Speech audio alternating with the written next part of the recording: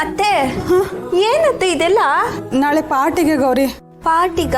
ಇದನ್ನೆಲ್ಲ ಯಾಕೆ ಇಲ್ಲಿ ತಂದಿಟ್ಟಿದ್ದಾರೆ? ಅಯ್ಯೋ ಇಷ್ಟೇ ಅಲ್ಲ ಗೌರಿ, ಇನ್ನೂ ಇದೆ. ಡೆಕೋರೇಷನ್ ಅವನು ಕೆಳಗಡೆ ತಂದು ಹಾಕಿದ್ದಾನೆ. ಏನ್ ಮಾಡ್ಬೇಕು ಅಂತಾನೆ ಗೊತ್ತಾಗ್ತಿಲ್ಲ.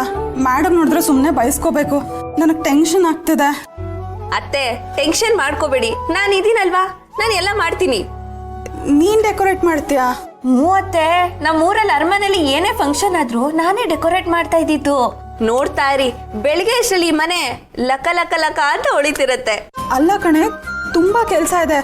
ನೀನೊಬ್ಳೆ ಹೇಗೆ ಮಾಡ್ತೀಯಾ? ಅತ್ತೆ ನೀವು ಟೆನ್ಷನ್ ತಗೋಬೇಡಿ, ನಾನು ಮಾಡ್ತೀನಿ ಹೋಗಿ. ಈ ಸೊಸೆ ಮೇಲೆ ನಂಬಿಕೆ ಇಡಿ, ಹೋಗಿ. ಸರಿ.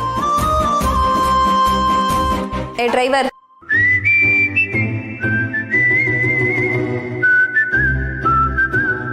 ಏನ್ರಿ ರಾಜ್ಕುಮಾರಿ? ಗುದ್ಬಿಡ್ತೀನಿ. ರಾಜ್ಕುಮಾರಿ ಅಂತ ಅನ್ಬೇಡ. ನೀನ್ ಲೂಸಾ? ಬೈದ್ರು ನಗ್ತಿಯಲ್ಲ, ನಿನ್ಗೇನು ಅನ್ಸದೇ ಇಲ್ವಾ? ಬಾ ಇದನ್ನೆಲ್ಲ ಎತ್ಕೋ, ಡೆಕೋರೇಟ್ ಮಾಡ್ಬೇಕು. ನಾನಾ? ಡೆಕೋರೇಟ್ ಮಾಡ್ಬೇಕು. ಡೆಕೋರೇಷನ್ ನಾನು ಮಾಡ್ಲಾ? ಅಯ್ಯೋ ಚಿಕ್ಕ ಮಾಡ್ರೆ, ನೀವ್ ಬೇಡ, ನೀವು ಕುತ್ಕೊಳ್ಳಿ. ನಾವು ಮಾಡ್ತೀವಿ, ನೀವು ನೋಡಿ ಅಷ್ಟೇ. ಜ್ಯೂಸ್ ಏನಾದ್ರೂ ಬೇಕಾ? Apple juice. ಡ್ರೈವರ್ ಜ್ಯೂಸ್ ತಂದ್ಕೊಡು. ಆಪಲ್ ಜ್ಯೂಸ್ ಬೇಕಾ ಬಾಸ್? ಈಗ ಯಾಕೋ ಬೇಡ ಅನ್ನಿಸ್ತಾ ಇದೆ, ನೀರೇ ಸಾಕು. ಸರಿ ಬಾ ಎತ್ಕೋ.